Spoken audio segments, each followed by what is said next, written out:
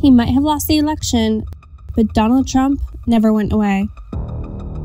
Despite his poor record as president, multiple legal investigations, and the fact he tried to overturn the result in 2020, Trump's grip on the Republican Party seems to be strengthening.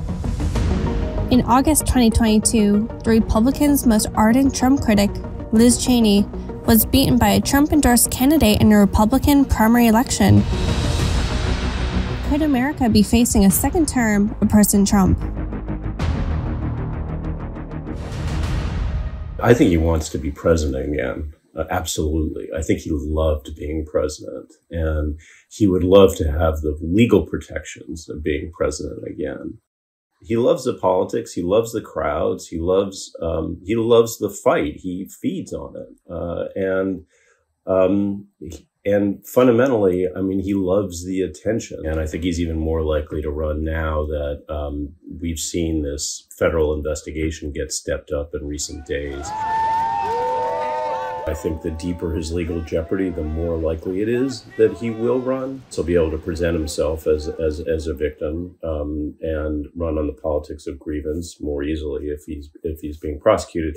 He'll also be able to make the argument that even more forcefully, I think, that these prosecutions are partisan attempts to prevent him from returning to the White House. And so in that sense, running could help him with his legal strategy at the same time that legal problem could help him with his political strategy. There is a hard core of the Republican Party that's desperate for him to be the candidate. And you see the Trump flag still flying from their homes and from their boats.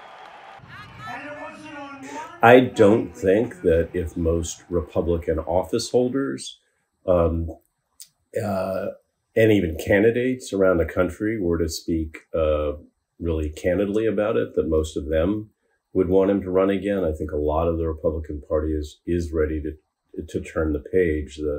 Just all the craziness, the distractions, even the cult of personality itself, I think they're tired of it. And there is another generation of Republican candidates kind of waiting impatiently in the wings, but any of them would have a very hard time overcoming the advantage that Donald Trump begins with. Critical primaries overnight in Wyoming and Alaska with a crushing defeat for Liz Cheney at the hands of her Trump-backed opponent. Liz Cheney's defeat didn't really come as a surprise to anybody, least of all to her. I think she'd been expecting it. She has been the strongest voice against him, really, within the Republican Party. It basically validates or concretizes the idea that standing up to Donald Trump spells electoral doom. And I think Liz Cheney's loss will be Exhibit A in the future for him of what happens if you cross him. The midterms are obviously extremely important because a number of candidates are running, particularly in Senate races in battleground states, who are Donald Trump's picks. They were not the party's picks. And so in states where the Republicans have a real shot at picking up a Senate seat, they are now fighting kind of rearguard action because the candidates that they've put forward are so weak.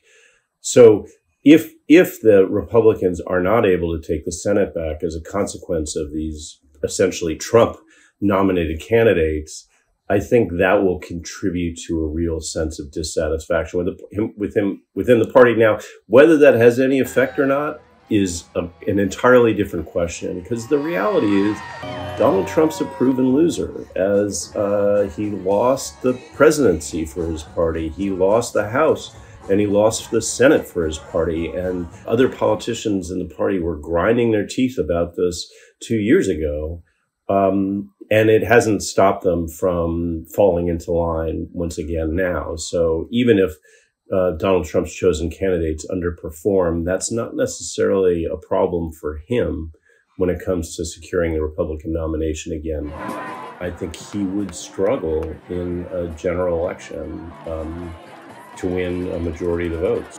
That's different than saying he can't be elected president again, though, because as we've seen, there is a path to the presidency that runs through piling up enough electoral votes in key battleground states that could potentially get him there again with minority support. The scariest development in the last few years in American politics has been the denigration of the integrity of the vote. Republican candidates for key roles in counting the vote next time around are people who have completely bought into the so-called big lie that Donald Trump did win. We may be in a situation where he does well in these battleground states and he has allies that he didn't have last time in key positions who are in a position to falsify the results. It's a dark prospect, but I think we've learned, in the last few years that we have to take these kinds of